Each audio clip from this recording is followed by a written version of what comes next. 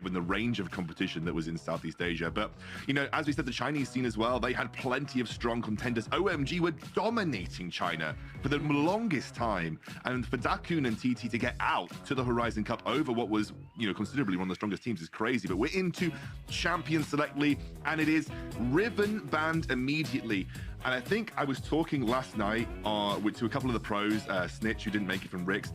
They said they thought Riven and Camille were going to be very strong bans and very strong contention picks throughout the Horizon Cup. It seems already we're going to see the Riven taken away. The Fiora is gone. The Baron lane picks are very quickly being whittled away here in this pick and ban phase, as well as Senna and Thresh off the table too. These are picks that have dominated the meta over the last 2 or 3 months, and they are immediately being taken off the board. I know Snitch is out there watching right now. I did invite him. He lives in the same city as me. I was like, come on over. Join me in the living room. We can cast it as well. You get a tri-cast going on. But no, he's to the other side of the city. But the final ban to come through. I mean, we were wondering how the bans were going to go. Obviously, there was a lot of talk about the junglers. Weeba and TF, both incredibly strong. A lot of people would say the best junglers in the world right now. Obviously, that's what this competition is all about. They've all been hyped up in their own regions, and now we are here on the international stage. And I do feel this is, as you say, a bit of a litmus test, but Ziggs has been allowed through. And, you know, think of all the competitions. He has been close to 100% pick or banned, but there is the carry. Varus coming in. That was the AD that we expected to be pretty much the #1 go-to. Yeah, and I think Varus, there is a reason Varus is so highly sought after for the same reason that Ziggs is. He's an AD carry that can 2v1 bot lane. He can clear waves with very little threat and just be able to be safe under tower. And what that does is it unlocks your support. The meta right now, I think, is going to be very support roam heavy. And I think by having Varus, you have a safe AD carry who can 2v1, and also an AD carry that has a lot of good teamfight presence, a lot of good poke. You have to have something to counter that Ziggs pokes a little bit too. So I like that Varus pickup. I think it's one of the best responses you could potentially have into Ziggs. But look at this though, Zed already locked in. Jarvan coming through as well. Jarvan giving you an immediate form of engage. Zed is a good counter pick into Varus because Varus has very low mobility. So if you can lock him down, he's quite an easy target for Zed to lock off. We have the Darius and the Graves coming through though. So very short range, brawl heavy team fight coming through from SBTC right now. I'm really interested to see how they round this comp out because it feels a little dangerous now with Varus being the primary threat. But we'll see how it goes. Well, if you're new to WildRift or joining us from another scene, and you know, welcome to start with. This is looking to be an explosive game. It's something we know about certainly these two regions is they are very aggressive. And looking at these team comps right now, this is very much all in. The Jax getting locked in as well alongside the Jarvan, the Zed, and the Ziggs. I mean, that is an explosive combo.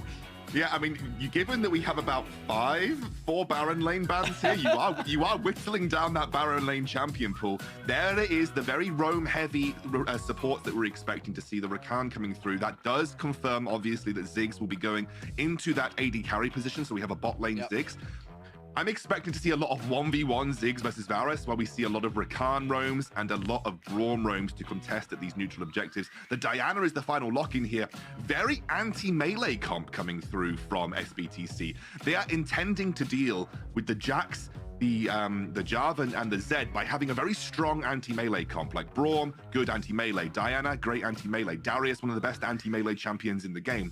They're expecting, if a full-on teamfight breaks out, that they'll be able to deal swiftly with the melee threats, and then Ziggs will be left exposed, allowing them to follow up easily with the Diana. Whereas DKG, I think, D-Man, they are looking to say, well, we don't really want all-out team fights here. Obviously we can do later in the game when Ziggs gets a lot stronger, but we are looking to utilize the 1-3-1 or the split push pressure that Jax and Zed are going to provide us, and we're looking for smaller skirmishes facilitated by heavy roaming from the Rakan, and obviously with Jarvan with his great engage. So I think DKG will want to play away from teamfights this game, at least in the early game for sure. They'll be looking for smaller skirmishes. Whereas if you're SBTC, very anti-melee comp, you're looking to get those 5v5s and dominate Jarvan, Zed, and even Rakan, but then you can turn your focus onto the likes of the Ziggs. As the switches we're expecting to see, as you mentioned, the Ziggs as the carry lane down in the bottom.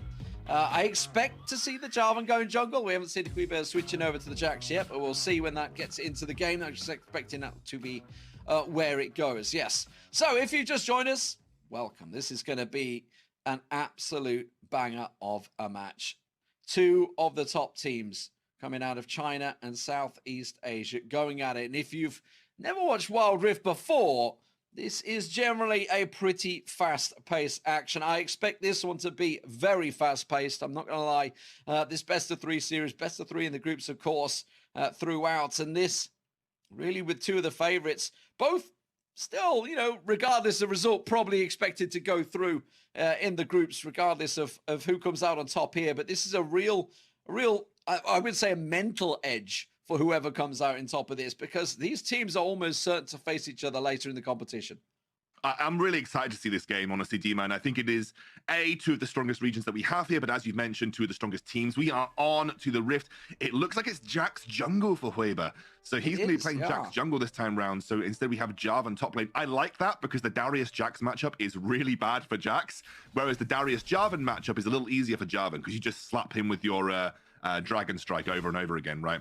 Very interesting, though. It's going to be two very different styles of fights and different styles of playing the game between DKG. But look at this aggressive play from Wind in the laning phase already here. You've seen Emo go for his first ability as you know, that first level up. They're just looking to poke out as much as possible, abuse that melee support as best they can, and don't allow Varus and Braum to establish themselves in the lane. Setting Hueba up to get going. The jungle path is where we're expecting to go. If you guys at home are watching, though, do get yourself linked in with your WildRift accounts and Amazon. Get yourself that Prime Gaming random skin drops. Thank you very much to Prime Gaming for that, the November drops. What did you get? What did you get, Kiernan? I know you did it just before. Did you not open it? I didn't unlock it, mate. I didn't unlock it. I know. It's a sad one, but I did see that our boy Drago's got a Malphite skin, which I didn't think he was particularly happy about. But do you know what? I think we take free skins when we get them. You know. Yeah, exactly. I'm hoping though. I'm a support main, so I'm hoping I at least get a support champion. You know.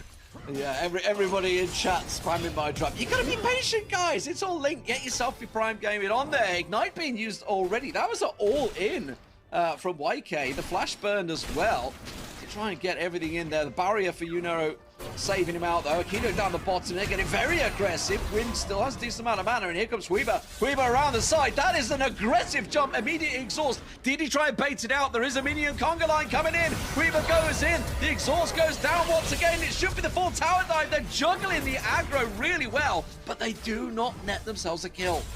It just feels like a bit of nerves from these guys, like some mis-execution on that tower dive. You can see that TF is going to take this example and say, well, do you know what? I've just seen Jack show bot. I'm going to make an invite onto that blue side jungle and steal things away. And now he's level 5, so is Yunero, and YK saw it coming a mile away.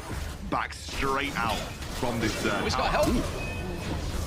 Got support in there. Obviously just used that flag and drag to get away, so not able to use as the knock-up. Did have that Tribush ward, which gave YK the early presence notice, and I guess that's a simple case of communication from the bot lane saying we've shown ourselves, we know it's coming, so expect a gank top. So really well read, both teams reading into this one perfectly at the moment. Yeah, a little bit nerves though. I think that's expected, right? First game of the tournament, it's always the same. Yeah, exactly. Yeah. Your first game in a live environment, your first game on stage. Just gotta settle into the vibes a bit, you know, make sure you're in a good spot. DKG though, having a great time on bot. I mean, Kirel and Kano, they've been forced back into the tower. They've burnt all their summoners already. So this is actually a good spot for DKG to play around a dragon take. You know, the dragon's coming up in around 45 seconds. So DKG now will want to just utilize that bot lane priority that they've got and try and play around that as their objective. They'll always be able to shove in Kirel and Akano very early on, and then they can make that rotate over to jungle. So it feels like you've got to play around your strong side of the map here, your strong side is the bot lane, and it just feels like a little bit YK is on wave clear duty and just playing with you know, weak side versus Darius right now. Yeah, so it looks like it's going to be all down to the objectives. Rift Herald and Dragon. Who favors what? We've seen a lot of teams going for that Rift Herald first, especially based on the Drake. But it is going to be a Mountain Drake first, which is a pretty decent one overall. So I think, yeah, I'm already seeing, you can see the support's already trying to get in position, the sweeping starting. And there's the Dragon. Everybody back, everybody by. We're about ready to rumble in a few minutes. Yeah, if I were SBTC, I'd probably be looking to try and focus down the Rift Herald. I think that's a much more useful first objective compared to the Mountain Dragon. It can allow you to snowball the game, can allow you to open up one of the towers on the map, and especially versus the Ziggs, you don't allow Ziggs to get time on turrets. You want to put him on the back foot where you can, and I think Rift Herald will allow you to do that. It does look like, though, the teams are gearing up heavy vision control around the Dragon. Both teams right now trying to focus down that area of the map, and you can see the TF making his way in towards that mid lane. Interesting one. No teams have made the early attempt at the objectives right now, and that to me just makes me think that they're respecting each other very heavily when it comes to dealing with fights around these objectives. Certainly for DKG, they've obviously got that double knockup potential with the Grand Challenge coming out from the Rakan, the Flag and Drag from YK, to try and get that initial engagement set up. It is going to be a trade in the end, a simple sort of a passive agreement, effectively, if you were. You take that, we take that. That means the Rift Herald may well get dropped in the top lane. There are 3 stacking up there, so we may see an early Rift Herald, or whether they're just going to save it for later plat mid. They don't need to use it. They have Jax from that tower. They'll be able to get that really easily. Got him. First blood comes into the tournament. It was a pretty well done job there, but you actually working out very well. And finally, first blood comes through. Yeah, Yo just essentially punished TF for overstaying around the Dragon there. He knows that he can't really find an easy kind of kill on July. Diana is a relatively good answer into Zed. Let's take a look back here. TF just finishing off the Dragon by himself, doesn't clear out the ward. Oversteps, take a full combo, and that is it. Like, he takes a full combo from the Zed, and Yo just ticks his moment, jumps over back to his clone, finds that ultimate engage onto TF. Just a bit greedy from TF, honestly. Just a bit greedy to go for that ward when he didn't really need to go for it. Yeah, no reason to get in there. And Yo ready. Well, Yo's just going to step away from that one. What? Weaver's being chased here. Julie's going to try and commit for it. Yo, sorry, was there. 3v3 engage here. The rest of the team are collapsing. This is going to be a full-on team fight. Here we go. SBTC fancy a bit of this, but they realise the backup is coming. It doesn't matter when they pick off the Rakan so quickly. Emo goes down. The DKG realise this is a fight they cannot win. I really think DKG needs to play away from these full 5v5 team fights. You're playing into such a good anti-melee comp. Like, even if Rakan finds the engage, there are so many ways to shut him down. The Braum stun, the Diana ultimate. You know, you can throw the smoke screen on everybody in melee range, and it makes it very difficult to play these team fights out. DKG have got a really strong side lane presence, and you know, those smaller skirmishes were like Yo's able to pick off a team member. We'll take a look back here. This is just, again, Quaver just over-engaging, and I think Emo just left out by himself, gets drawn back into the fight, pulled back in by that Diana, and nothing he could do there. Obviously, there was a man advantage for SBTC at this point, and I think YK hadn't even made his way over, but I think at the end of the day, just a little bit too much. And what I like what I'm seeing right now from DKG. They are much more willing to play around the side lane, utilize their side lane pressure, and you can see it here. And also because they have the Ziggs, he's always going to be threatening towers by himself. So you can't exactly deal with this massive split push side lane pressure easily, because if you do, Ziggs is going to take a tower for himself anyway. So this is the way that I want to see DKG play. I don't want to see them get baited into what is going to be favorable 5v5 team fights for SBTC. Focus the objectives. Seems to be working so far. 2-0 in terms of turrets, that turret pressure remaining. Mid-turret, tier 1, only one remaining. Everybody just popping back to buy, just buying themselves a few moments here.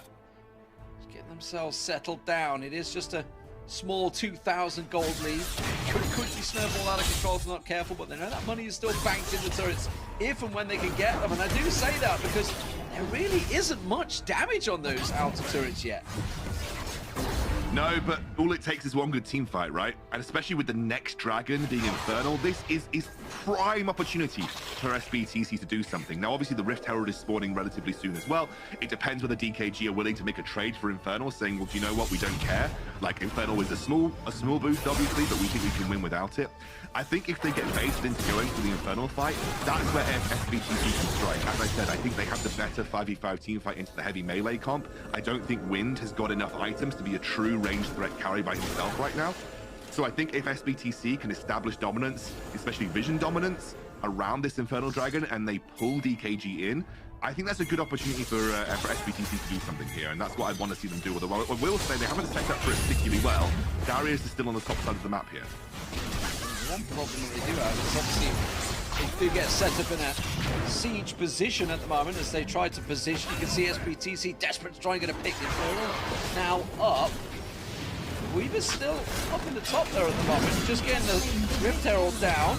Gets it just before the Baron will come back up. YK is going to commit to this, goes in, tries to get them locked down. Is he going to be able to try and focus the target? Evo will get dumped out there. Weaver finally arrives, but way too late to the party. Should be able to get one trading back, but it's a 2-for-1 so far. The top laner and carry.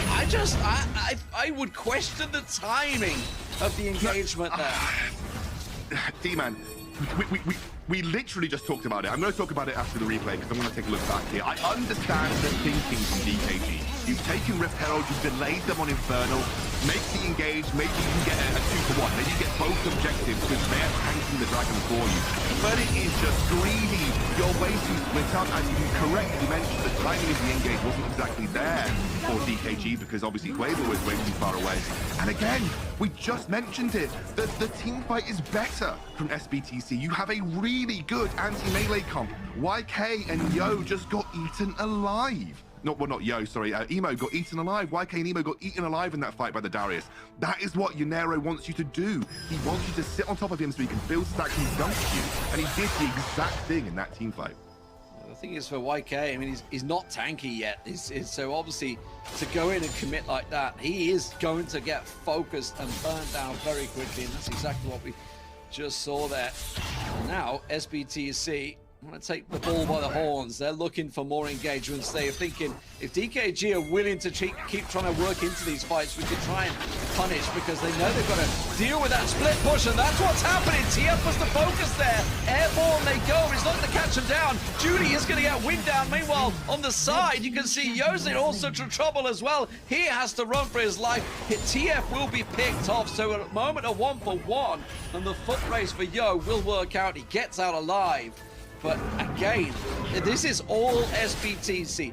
They want these fights. And they're going to get them because Weaver's come in. And that is going to be an easy pickup. Aquino caught napping there. Hadn't realized he'd left that top lane. We're not done yet. We're going to see Yo going in for Julie here.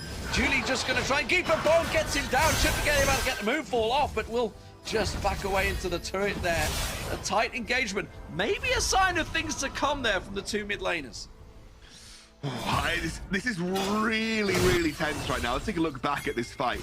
What happens is obviously YK finds the engagement with TF. He's like, okay, we're going to catch TF out here. We have a really great engagement with Yosin on the side lane, but they leave Wins completely alone. And 3v1, Julie picks up that kill onto the Ziggs. You always have to be a little careful about that. I like what Kano tried to do here, but it was just he was a little bit slow to pull the trigger on that flash. I think he was looking for the perfect opportunity, and by the time he did, Yo already had that shadow to jump to and was able to get out. But I've got to be honest with you, I think those kind of smaller skirmishes is what DKG want to look for. If they get sucked into a 5v5 when the Darius is there, that's the problem that they're going to have. If they can force a fight away from the Darius, then clearly you're going to be in a much better spot. Also love what Huiba's doing here. This is exactly what you want the Jax to do. He's got 3 items, 11,500 gold, by the way. He's just turbo split pushing.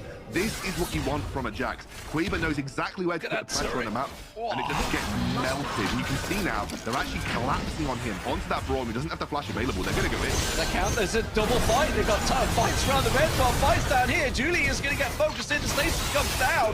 Will come out alive. The turret will juggle in the end to Kirill, and Julie gets out. But meanwhile that was happening, they did manage to get Aquino down in the jungle by the red buff, and Huiba, he is becoming an unstoppable beast. I love the way they are making this Jax work. When you pick a Jax, there is one thing that he can do well, and it's this. He literally just sits in the side lane and takes towers. And something that we saw at the Origin series, right? When we were trying to see split pushing come through, this is just a really nice catch and a good collapse into favor there. And I love that they were willing to make that play.